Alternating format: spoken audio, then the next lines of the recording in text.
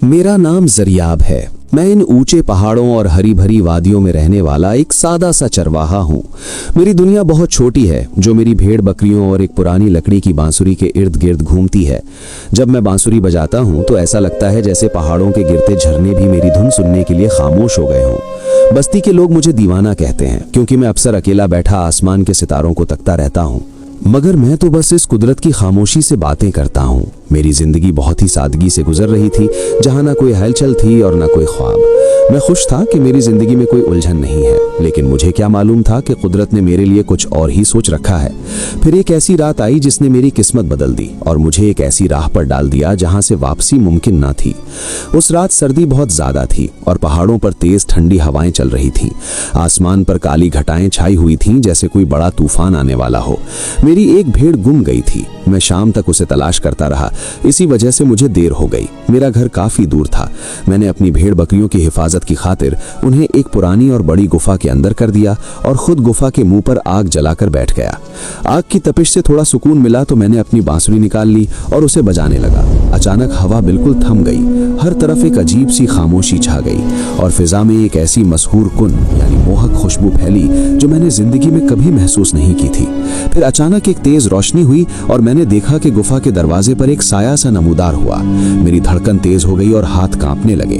जब मैंने गौर से देखा तो वहां एक इंतहाई खूबसूरत दोशीजा यानी युवती खड़ी थी, जिसका चेहरा चांद की तरह चमक रहा था। इस वीरान पहाड़ पर एक हसीन लड़की को देखकर मेरे होश उड़ गए थे। उसका लिबास सितारों की तरह चमक रहा था और उसकी बड़ी बड़ी आंखों में एक अजीब सी चमक थी। मैंने हिम्मत जमा की और कांपती आवाज में पूछा, तुम कौन हो और इस तूफानी रात में यहाँ अकेली क्या कर रही हो? क्या तुम रास्ता भूल गई हो? वो धीमे से मुस्कुराई। उसकी मुस्कुराहट इतनी प्यारी थी कि मेरा सारा डर खत्म हो गया। उसने नरम आवाज में जवाब दिया, ए चरवाहे, मैं कोई आम इंसान नहीं हूं जो रास्ता भूल जाऊं। मेरा नाम अनाया है और मेरा ताल्लुक कोहे काफ के जिन्नात के शाही खानदान से है। मैं तुम्हारी बांसुरी की आवाज सुनकर यहाँ खिंची चली आई हूँ। ये सुनकर मेरे पैरों तले से जमीन निकल गई। मैंने कहानियों में जिन्नात के बारे में सुन रखा था, लेकिन कभी सोचा ना था कि एक जिन्नजादी इतनी खूबसूरत और मेहरबान भी हो सकती है। उसने मुझसे कहा कि वो कई दिनों से छुपकर मुझे बांसुरी बजाते देखती थी और आज वो खुद को रोक न सकी। मेरे जहन में वो पुरानी कहानियां घूमने लगीं कि जिन्नात इंसानों को नुकसान पहुंचाते हैं। मेरी घबराहट देखकर अनाया की आंखों में एक उदासी सी छा गई। वो अपनी जगह से जरा न हिली और बड़ी नरमी से बोली, जरियाब, रुक जाओ, मुझसे डरने की जरूरत नहीं है। क्या मेरी आंखें तुम्हें किसी दुश्मन की आंखें लगती हैं? मैं यहाँ तुम्हें नुकसान पहुंचाने नहीं, बल्कि तुम्हारे दिल का हाल सुनने आई हूँ।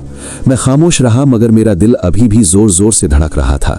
अनाया ने एक पत्थर पर बैठते हुए कहा, तुम्हारी बांसुरी में एक ऐसा दर्द है जो मुझे कोहे काफ के बुलंद महलों से यहाँ खींच लाया है। हम जिन्नात ताकतवर तो होते हैं, मगर हम में वो दिल नहीं होता जो एक इंसान के सीने में धड़कता है। क्या तुम मुझ जैसे गैर इंसान से दोस्ती करोगे? उसकी सादगी और सच्चाई देखकर मेरा खौफ आहिस्ता आहिस्ता खत्म होने लगा। मैंने हिम्मत करके पूछा, क्या जिन्नात भी दोस्ती करते हैं? वो हंसी और उसकी हंसी ऐसी थी जैसे किसी ने चांदी के बर्तन में मोती गिरा दिए हों। हाँ, अगर इंसान सच्चा हो तो जिन उसके लिए अपनी जान भी दे देते हैं। इस रात हमने गुफा के बाहर आग के पास बैठकर घंटों बातें की और यूं एक चरवाहे और एक शहजादी की अनोखी दोस्ती का आगाज हुआ। अब हर शाम जब सूरज पहाड़ों के पीछे छुपता, मेरा दिल जोर जोर से धड़कने लगता, क्योंकि ये अनाया के आने का वक्त होता था। वो अचानक से नमूदार होती और मेरे पास बैठ जाती। मैं उसे ढेर सारी बातें करता और उसे बांसुरी की नई धुनें सुनाता। वो बड़े शौक से मेरी बातें सुनती और बदले में मुझे कोहे काफ के किस्से सुनाती, जहां दरख्त सोने के और परिंदे नूर के बने होते थे। एक दिन अनाया ने मेरा हाथ थामा। उसका हाथ बर्फ की तरह ठंडा मगर रेशम जैसा नरम था। उसने कहा, जरियाब, तुम्हारी दुनिया बहुत छोटी है, लेकिन यहाँ जो सुकून है वो मेरे महल में भी नहीं। क्या तुम हमेशा मेरे लिए यूं ही बांसुरी बजाओगे?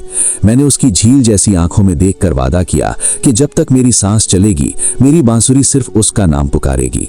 इस दिन मुझे एहसास हुआ कि मुझे एक जिन्नजादी से इश्क हो गया है। ये एक ऐसा अनोखा रिश्ता था जिसमें जुबान से ज्यादा खामोशी बोलती थी।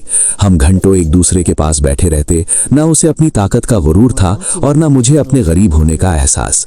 लेकिन हमारी ये खुशियां शायद किसी की नजर होने वाली थी, क्योंकि एक इंसान और जिन की ये कुर्बत कुदरत के उसूलों के खिलाफ थी। एक सुहानी शाम जब चांद पूरा था, अनाया मेरे पास आई तो उसके हाथ में एक छोटा सा चमकता हुआ पत्थर था। उसने वो पत्थर मेरे हाथ पर रखा तो मुझे ऐसा लगा जैसे पूरी कायनात की ठंडक मेरे हाथ में सिमट आई हो।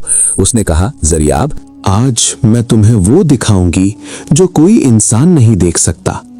उसने अपना हाथ मेरे सर पर रखा और मेरी आंखें बंद करने को कहा। जब मैंने आंखें खोली तो मैं हैरान रह गया। मैं अब भी पहाड़ पर था, लेकिन वहां का मंजर बदल चुका था। दरख्तों से रोशनी फूट रही थी और हवा में मौसीकी बज रही थी। अनाया ने मुझे बताया कि जिन्नात की दुनिया कैसी होती है। वहां गम नहीं होता और वक्त रुक जाता है। उसने मुझे एक जादुई अंगूठी दी और कहा, जब भी तुम्हें मेरी जरूरत हो इसे रगड़ना, मैं तुम्हारे पास पहुंच जाऊंगी। लेकिन याद रखना ज़रियाब, मेरी दुनिया के लोग बहुत सख्त है।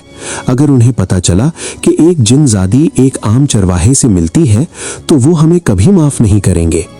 मैंने वो अंगूठी पहन ली, मगर मेरे दिल में एक डर बैठ गया कि कहीं हमारी ये छोटी सी खूबसूरत दुनिया उजड़ ना जाए। इस रात हमने एक दूसरे के साथ बहुत सी बातें की और मुझे शिद्दत से एहसास हुआ कि मोहब्बत सिर्फ इंसानों से नहीं, रूहों से भी होती है। हमारी मुलाकातों को अभी कुछ ही दिन गुजरे थे कि एक रात जब मैं अनाया का इंतजार कर रहा था, अचानक आसमान का रंग खून की तरह लाल हो गया। ठंडी हवा एकदम गर्म झोंकों में बदल गई और पहाड़ों से खौफनाक आवाजें आने लगीं। मैं समझ गया कि कुछ बहुत बुरा होने वाला है। अचानक अनाया मेरे सामने नमूदार हुई, लेकिन आज उसके चेहरे पर वो पुरसुकून मुस्कुराहट नहीं थी, बल्कि वो बहुत डरी हुई थी। उसने मेरा हाथ पकड़कर कहा, ज़रियाब, तुम्हें यहाँ से फौरन भागना होगा। मेरे वालिद जो जिन्नात के बादशाह हैं, उन्हें हमारे बारे में पता चल गया है। वो एक इंसान और जिनजादी के इस रिश्ते को कभी कबूल नहीं करेंगे। अभी उसने अपनी बात पूरी ही की थी कि एक बहुत बड़ा साया गुफा के सामने आ खड़ा हुआ। वो अनाया का पहरेदार था, जिसकी आंखें आग के अंगारों की तरह दहक रही थीं। उसने गरज कर कहा, ऐ मामूली इंसान, तेरी ये जुर्रत कि तूने कोहे काफ की शहजादी से दिल लगाया, इसकी सजा सिर्फ मौत है। अनाया, जो मुझसे ज्यादा मुझसे प्यार करती थी, मेरे आगे दीवार बनकर खड़ी हो गई। उसने अपने दोनों हाथ हवा में बुलंद किए और अपनी जबान में कुछ अजीबो गरीब अल्फाज कहे। अचानक फिजा में एक नीली रोशनी फैली और उस सिपाही के कदम रुक गए। अनाया ने मुड़कर एक आखिरी बार मुझे देखा। उसकी आंखों में आंसू थे और लबों पर एक ऐसी मुस्कुराहट जो मेरा कलेजा चीर गई। उसने उस जिन से कहा, इसे छोड़ दो। मैं वादा करती हूँ कि मैं अभी और इसी वक्त तुम्हारे साथ कोहे काफ वापस चलूंगी और कभी पलटकर इस इंसान की तरफ नहीं देखूंगी। मैं हमेशा के लिए अपनी तमाम इंसानी ख्वाहिशात की कुर्बानी देती हूँ, बस इसे जिंदगी दे दो। वो सिपाही पीछे हटा और एक जोरदार कहकहा लगाया। अनाया ने भागकर मुझे गले लगाया। ये हमारी आखिरी मुलाकात थी। उसने मेरे कान में सरगोशी की, ज़रियाब, अब हम कभी नहीं मिल पाएंगे। मैंने तुम्हारी जिंदगी के बदले अपनी आज़ादी का सौदा कर लिया है। मुझे अब इस दुनिया से हमेशा के लिए जाना होगा। इससे पहले कि मैं कुछ कह पाता, एक जोरदार बगोला उठा और वो जादुई दोशीज़ा मेरी नज़रों से ओझल हो गई। वो गुफा जो खुशबू से महकती थी, अब वहां सिर्फ राख और उदासी बाकी थी। अनाया के जाने के बाद मेरी दुनिया उजड़ गई। मैंने बांसुरी बजाना छोड़ दिया क्योंकि हर धुन में उसकी सिसकियां सुनाई देती थीं। मैं दिन भर पहाड़ों पर दीवानों की तरह उसे पुकारता रहता, मगर जवाब में सिर्फ मेरी अपनी आवाज टकरा कर वापस आती। इस गम ने मुझे तोड़ कर रख दिया। मैं न कुछ खाता था न पीता, बस उस अंगूठी को देखता रहता जो अब बुझ चुकी थी।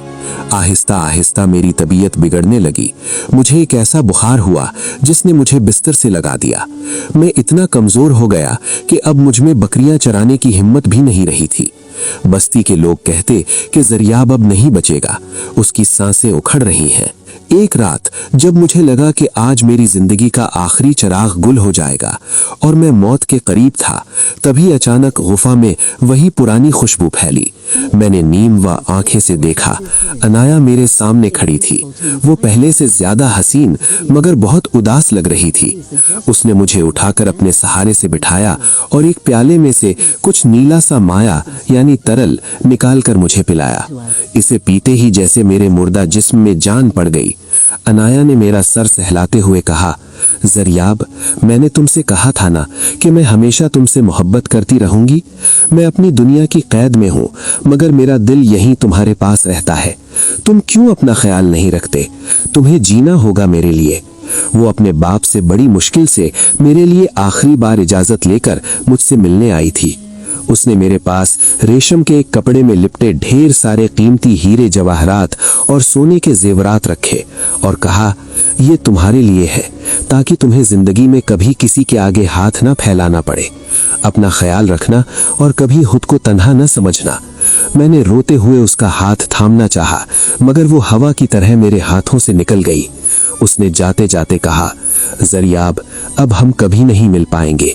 मैंने तुम्हारी जिंदगी के बदले अपनी आज़ादी का सौदा कर लिया है। मुझे अब इस दुनिया से हमेशा के लिए जाना होगा।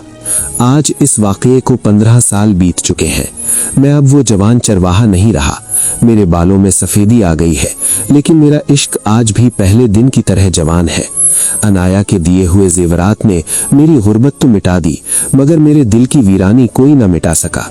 मैंने आज तक शादी नहीं की, क्योंकि मेरे दिल के महल पर सिर्फ एक ही शहजादी की हुकूमत है, और वो अनाया है। मैं अब भी उसी पहाड़ पर जाता हूँ, और जब शाम के साए गहरे होते हैं, मैं अपनी अंगूठी को देखता हूँ। अचानक वो अंगूठी तेज रोशनी से चमकने लगती है, और मुझे महसूस होता है कि ठंडी हवा के झोंके मेरे गालों को छू रहे हैं।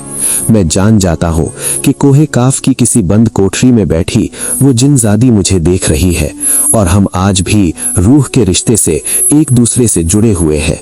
मेरी जिंदगी अब सिर्फ उसकी यादों का एक खूबसूरत तसलसल है। लोग समझते हैं मैं अकेला हूँ, मगर मैं जानता हूँ कि मेरी अनाया मुझसे कभी दूर नहीं हुई। वो मेरे साथ है और हमेशा मेरे साथ रहेगी।